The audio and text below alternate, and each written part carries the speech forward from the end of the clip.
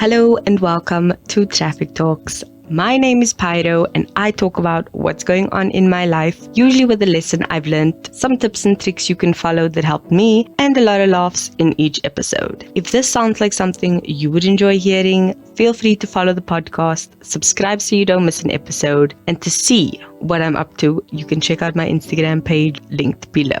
Bye! Hi everyone, welcome back to the podcast. I am very excited to be making this episode because it is something I tend to do every once in a while, which is a catch-up episode. But this has more of a bigger weight to it, especially because A, I have been gone for such a long time, and B, because this has more structure to it. I did do a catch-up episode before Podmas and after, when I got back into the game. Excuse my voice, it's a bit terrible right now. We've had a week of weather, so I'm a bit sick.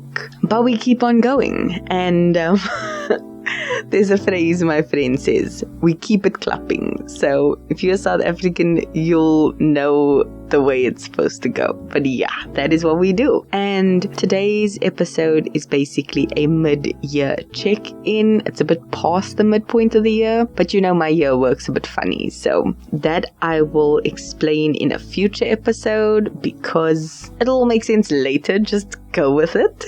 But yeah, today's episode is just a check-in and something you can kind of follow along to and maybe apply to your own life if you need it. So that is what we're going to be doing today. And I like to phrase it as, what have I been doing to help me?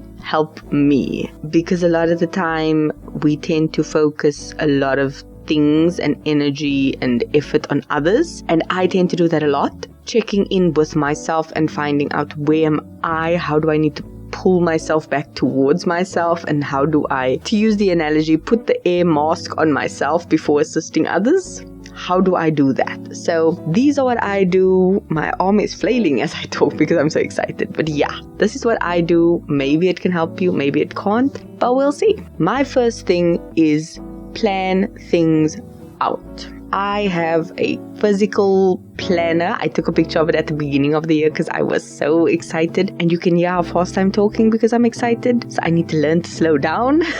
But yeah, having a planner is my personal choice of doing things. Other people prefer their options. Some people don't even prefer a planner. My brother recently found a template on Excel and he uses them just to track his Monday to Friday work-wise. So he'll start up his laptop for work, open up this thing and be like, what do I need to achieve today? What do I need to do? And off he goes. He doesn't really use one for his personal life because I don't know.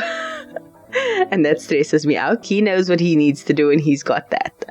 So he's good with his non-system system. Me, I like my planner. I sent a picture to a friend of mine. I think I'll even post the picture if I can find it. It's got a top block with the goals you need to achieve for the day. It's got space to write on one half, a dotted grid on the other half, a gratitude block on the bottom, and a mood type of tracker on the bottom corner on the right hand side where you can just tick off how was your day. And that is something I need. I need to keep track of my gratitude. I need to know where my goals are. I need space to make notes, maybe draw something. That is perfect for me. It's been working very well. It's got a month view at the beginning of each month and a yearly calendar with a view forward as well. That is me. That is what I need. I need a physical planner, especially because I plan the night before. So the last thing I do at night is shut off all my technology, pull out my planner and my journal,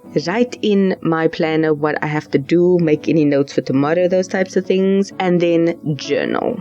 The next morning I will get up and check my phone calendar because I like to put things in both places just so I can have a reminder that pops up, and then use my calendar app to also just see what's going on. So this brings me to my next point. Google Calendar, Google Task, and Google Task boards. Let's start with number 1, the calendar. I like to have my Google Calendar and my planner reflect the same things, because when you add an event to your calendar, you can have a notification pop up. And I cannot tell you how many times this has saved me. I set any event I need to attend to have a hour notification pop up. And there was one appointment I forgot I had to attend, and the notification popped up and I had to scramble to get done and go. But if it wasn't for that, I would have wasted my money, because they take the money if you don't attend and you paid for it. So I was just like, oh my word. Okay, cool. So I went there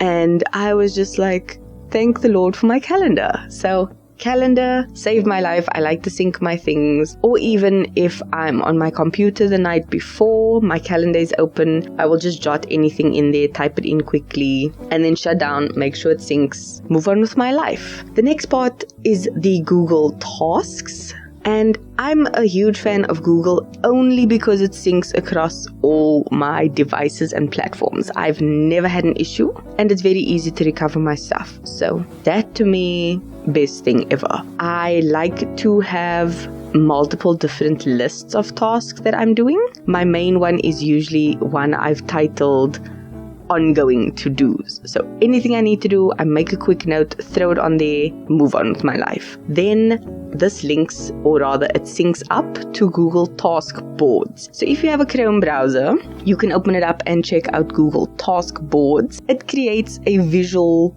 list that you can see your task, you can add things, you can attach documents to specific tasks, you can link it to your drive, you can link it to a spreadsheet, you can upload and attach a folder. Like, there are so many things you can do, and seeing things visually is much better. It literally kept me sane through Podmas because I had all my things typed out in a Google Task board. So every time I could just tick it off and it would move away, and tick it off and it would move away. So that has been a game changer when it comes to planning things. And also, if you have different things you need to keep separate. For example, I keep Podmas separate from my current podcast, separate from the monthly tasks for my podcast that I have to do. So there are 3 separate lists, all with a whole bunch of to-dos. And having to see those visually separated calms me down. That has been a massive help, because I also just have lists for like, oh, I need to pay this, oh, I need to run that errand. I can add a grocery list when I'm out and then just check what I need on it. Oh, I remembered I needed that. Oh, I'm running low on this. I can type it in there. Whenever I leave to go to the shop, I can check, was there anything on that grocery list that I have? And boom. So that has been what I've been doing to just keep my anxiety a bit down, because the more in control I am of certain things, the calmer I feel. I can tell when I'm agitated. It's most likely because I'm not in control of the situation, or something chaotic has happened and now I need to just pull all the things tight so that I can control it. That is my thing. So being able to plan and prep, that has done me the world of good. Speaking of the world of good, being able to plan these things has calmed me down to the point my mental health has improved. It has been not so great a few months ago, hence the long absence on the podcast, but it has improved significantly since I started having a routine around myself, my podcast, my health, my fitness, all those kinds of things. And I can honestly say the biggest contributor to improving my mental health has been the podcast, because I'm getting into speaking more, expressing more, just giving more to something I love, but also my friends. I've recently seen a friend. I mentioned it a couple weeks ago. I was having supper at her place. It was awesome. I've been speaking to another friend of mine more often. We have WhatsApp phone calls during the week while I'm working, because I work from home. So that has been a blessing. I'm making plans with my family a bit more, and I'm just speaking honestly to my circle of people that I have, even aunts and uncles and stuff. They ask me how I'm doing. I'm like, I'm good. I wasn't good that day. I'm good today, you know. I'm being more honest and open, and I'm relying on that support system that I know I have, and trying not to be so judgmental about people judging me. Oh, what are they going to think? What are they going to say? Why should I care about what they're going to say? If you love me and support me, you're going to love me and support me. There's not going to be a condition to that love. It's unconditional, not conditional. So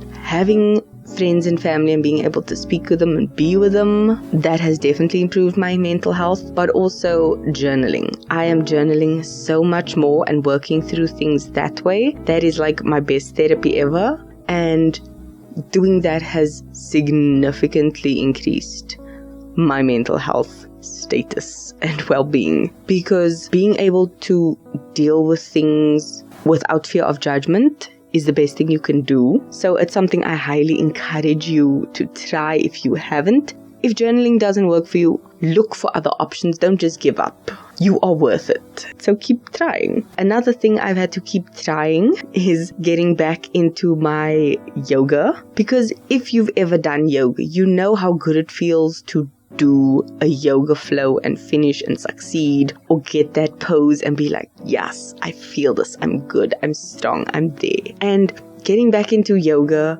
was hard because of how much flexibility I've lost, because I didn't do it for such a long time, but it was definitely worth it. And because I've, like I said, gotten back into my family and friends, being spoken to more often, being heard by them. My brother actually set up an old exercise machine we had and started using it more. And he's like, let me show you how the settings work. Because I'm just like, that's not kind of my thing, but I'll try it. And I love it. So I'm trying to do more things. And exercising on the elliptical, because it is an elliptical machine. Exercising on that has done me the world of good. The yoga has done me the world of good. Meditating sometimes after a yoga session has definitely helped as well with my mental health. So it's not just one thing in isolation that helps me. It is several different things that all culminate to helping me be better. And my next point is actually based off of the previous one. Drinking water and eating healthy has definitely helped significantly. Like, I can feel it in my skin, in my brain. Like, I don't get headaches. I don't have that anxiety throb in the middle of your forehead. You know that one you get? Like, that is a thing of the past. I'm drinking more water. I'm eating healthier. The families also come to the party. They're like, oh, what vegetables are we going to have with this? Oh, I saw you bought that fruit last week. I bought this fruit this week. Everyone's been helping and continuing this healthy positivity thing that I've been on, and having that support system show their support in such a good way has been incredible, and it makes me very optimistic for the future. Because one thing I like to do is daydream about the future, or actually take action on it. And a few weeks ago I went to go view a house. It's actually a townhouse, and it is my dream house. I cannot explain how excited I am for it. I have no intention to buy end of this year, next year. Like, it's not in the cards then. Maybe it is. I don't know. But one thing I do is future plan, or put into effect the law of attraction, because I looked at the house. I went to go view it with my mom. I was like looking around the place, getting a feel of the space, asking my questions. I took a video, actually a few videos, and sent it to a friend of mine to just showcase the place, kind of like a mini tour. And I was obsessed. I loved the place. I can't even explain how happy I am about it. And now, because I know this is the area I want, this is the price bracket I want, I can sort of reverse engineer getting to that goal. So I can figure out, okay, this is how much I need to save. This is how much it's going to cost. This is how much I need to earn a month. So I can start putting in small things into place now so that I can achieve that goal. And this is my final point for the day: setting goals. So with me, I do a combination of things. I daydream and put into effect the law of attraction, because that is the dream I want to achieve. That is what I want.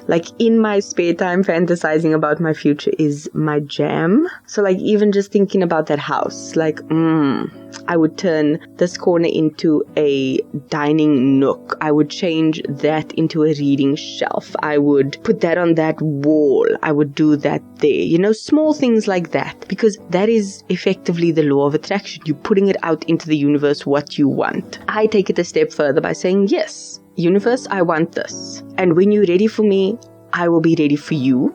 But until that synchronization happens, here's what I'm going to do. And then I break it down. So I'm like, I will save up this money. I will put that in the bank. I will buy this when it's on sale and keep it in a cupboard so that when I move into my house, it's ready, small things like that. And the most recent one was the house, where I was like, this is what I want, this is what it's going to cost, this is how I'm going to start saving for it now, and send it off into the universe and move on with my life. Because my next goal is finding a job that pays more so I can save more so that I don't have as much debt going into buying that house. Because I still need a car, I still need to afford the deposit on the house, I still need to be able to afford my living expenses. So there's a lot of other things in the way, but they're not really, they're just things that I need to see and understand and learn from. And research is something I love to do, so being able to find other ways of doing it,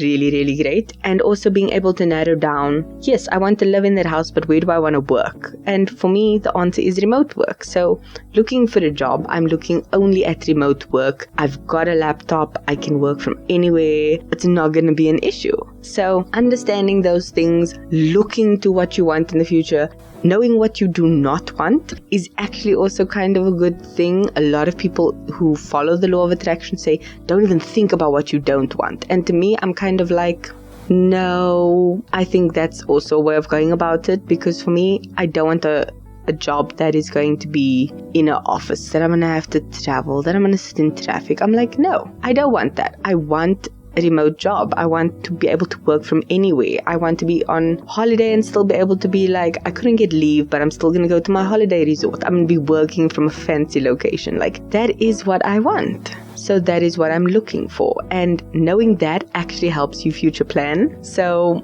that is me. That is what I have been doing to help me. And that's the end of this episode. I love this. And when it comes to planning, I've actually thought a lot about the rest of this year. I love planning, I love research, and I've actually got quite a few episodes planned, or at least an idea.